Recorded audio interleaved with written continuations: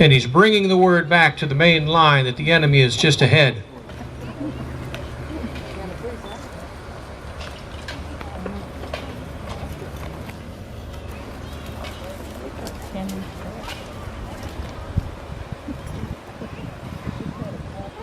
He presents the word to his commander, and the word gets passed to the brigade or division commander requesting artillery assistance to fire at the enemy as they're approaching to slow their advance.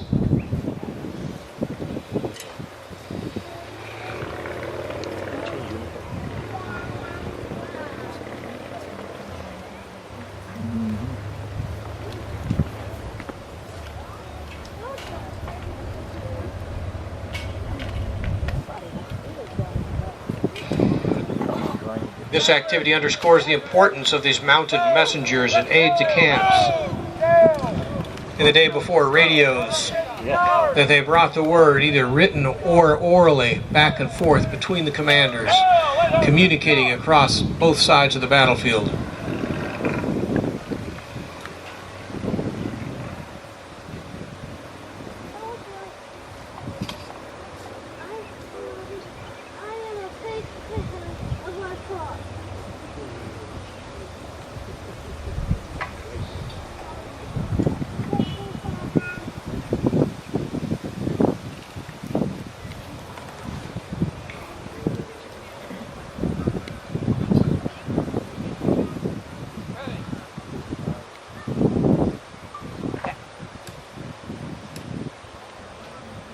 Those with sensitive hearing, now's the time.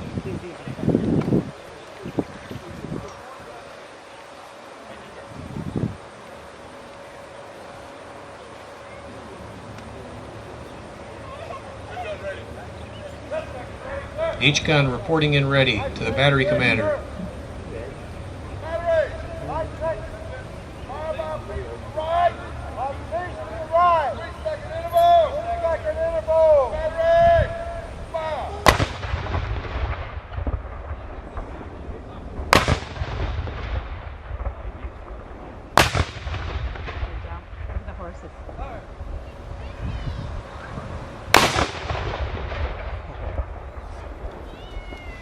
The entire battery firing by piece from right to left.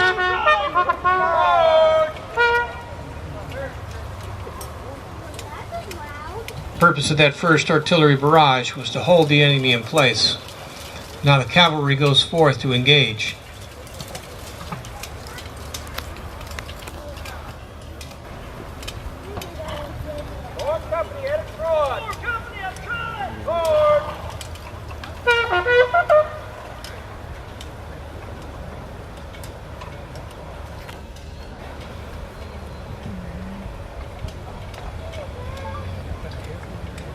As the cavalry advances, their purpose is to cause the enemy to deploy into line of battle.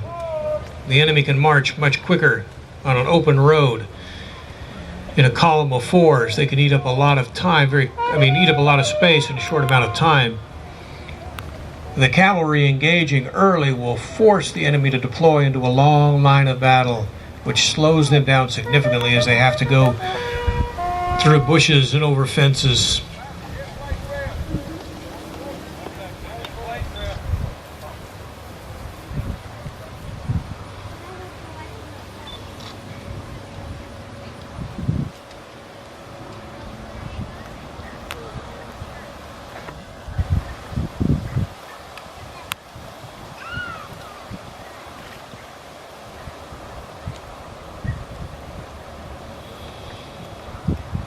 You can see how the cavalry has dismounted, one man holding the other three horses. That horse holder having a very important duty to keep those mounts ready and close by in case those men have to remount very quickly.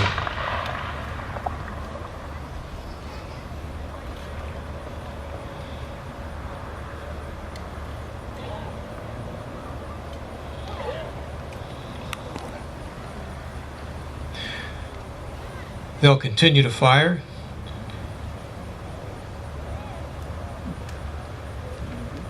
And as such, they're going to continue to force that enemy to deploy into line of battle.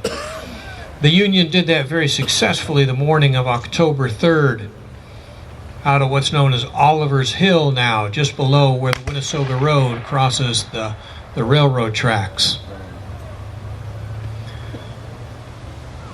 It took quite some time for the Confederate Army to deploy from a long column into a line of battle. Almost 2 hours. The whole time, the Union cavalry and small detachments of infantry were harassing the Confederates as they were getting into position to make their first attack.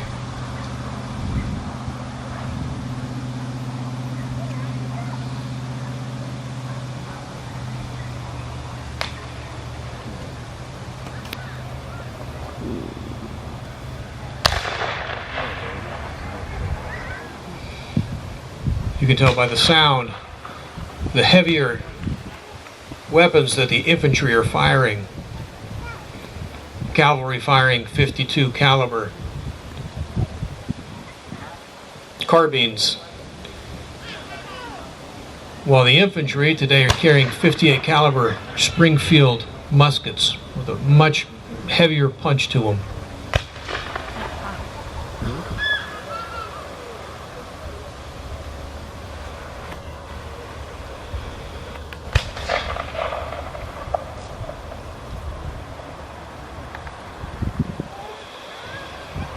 The activities that I'm trying to describe with what we're seeing today and what happened in history happened the morning of October 3rd, which the 155th anniversary of that event is going to be Tuesday.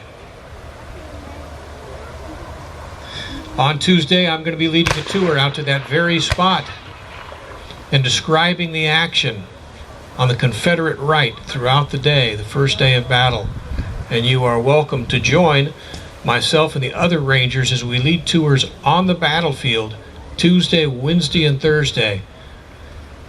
155 years ago, often to the hour of when that activity occurred.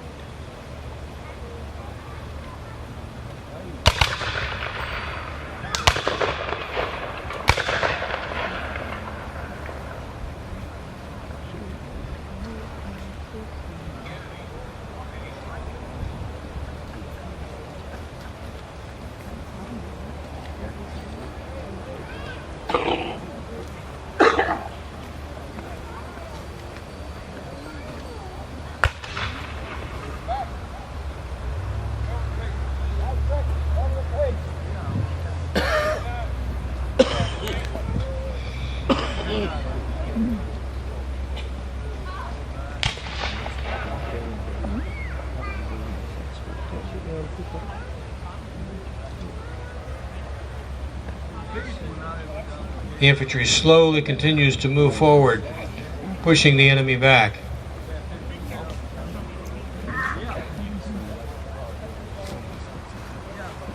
Now they're deploying into a line of skirmishers, have a wider front of their own, forcing the enemy to widen their own line even further.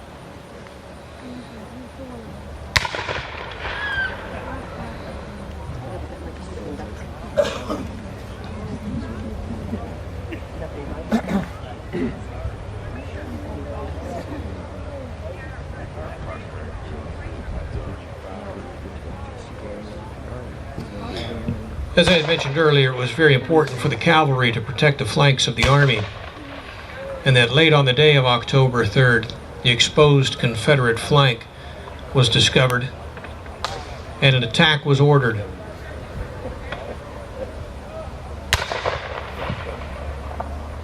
Launching from the high ground near the Henry Cemetery, 2 brigades of Federal infantry began marching across the railroad tracks towards that exposed flank.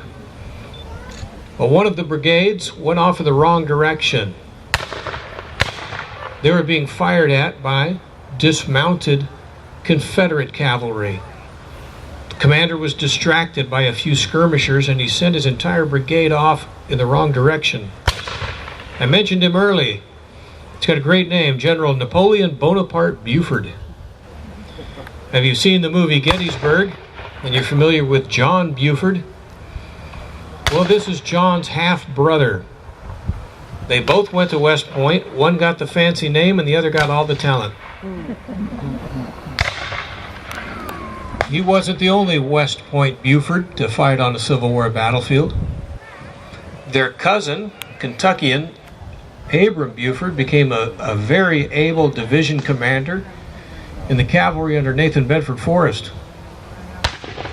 Cavalry regulations at the time said that the ideal cavalryman weighed no more than 160 pounds. Abraham Buford weighed 300 pounds. Would have loved to have seen that horse.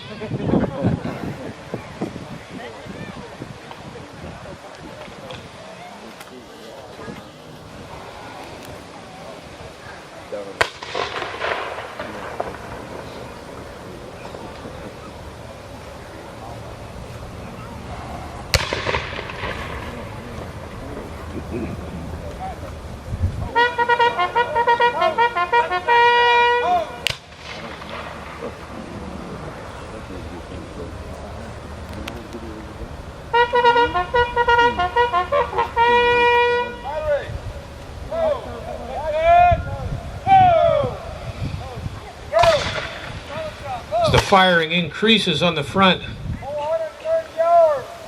the cavalry and infantry have called for more artillery support.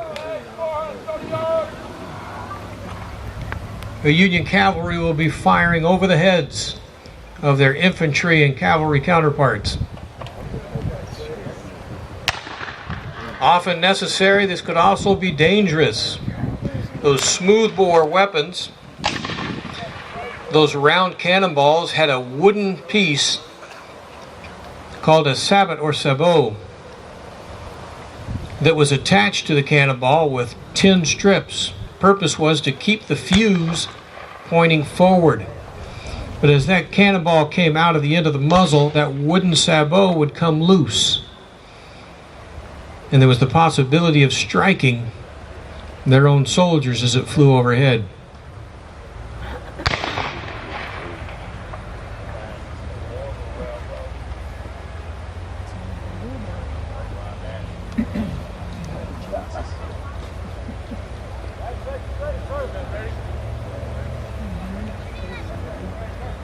Both sections of artillery reporting ready for service.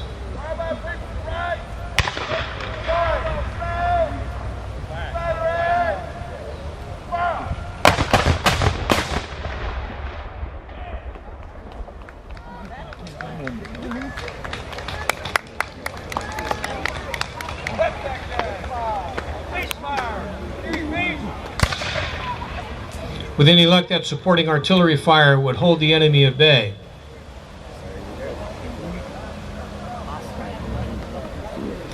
This was a critical part of the activities that occurred here during the first day of battle. General William S. Rosecrans, the Union commander, did not have all of his forces on hand when the battle began. They were marching up from Rienzi and Kossuth. Actually began the battle with only half of his army. He required that assistance of the artillery to support his infantry and the small amount of cavalry that was on hand.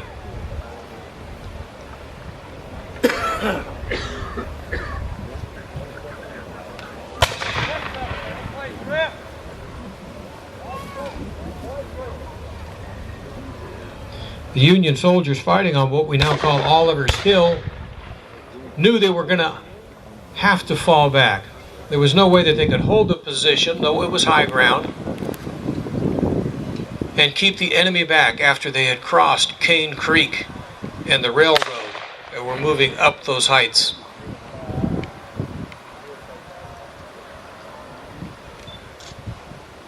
3 Union brigades were under the command of a fiery Scotsman by the name of John MacArthur,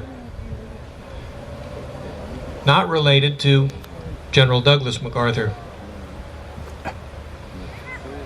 John MacArthur, who had fought at Shiloh, had perhaps his best day on the field here at Corinth on October 3rd. Heavily outnumbered, he kept the enemy at bay for over 2 critical hours while the other troops were marching up from the south. The firing getting heavy, the infantry supports are beginning to fall back.